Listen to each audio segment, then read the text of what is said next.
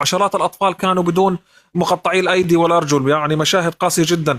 الجانب الإسرائيلي يستخدم في صواريخ خارقة للتحصينات، وصلت من أمريكا، خارقة للتحصينات مخصصة لضرب الأماكن النووية، بضربوها على الخيام. فحجم الدمار والقتل كبير جدا يعني. إنا لله وإنا إليه راجعون. الله أكبر يا رب. نعم.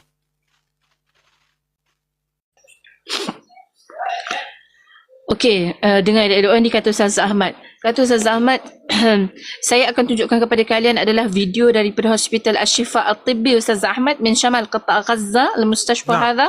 Okey, ini نعم. adalah daripada Hospital Syifa Perubatan Ashifa daripada utara semenanjung Gaza.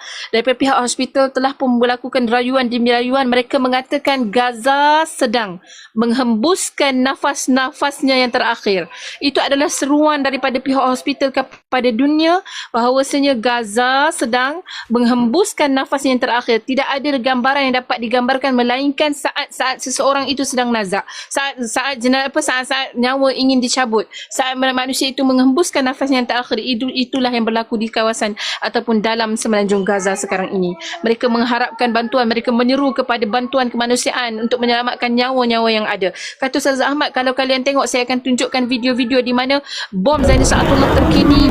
Kalian boleh tengok jasad, kalian akan boleh tengok yang berterbangan di udara itu bukanlah asap ataupun api ataupun pancikan daripada bangunan-bangunan yang telah pun dibom, tak, tetapi itu adalah aslaan, cebisan-cebisan tubuh badan anak-anak kecil yang telah pun dibom.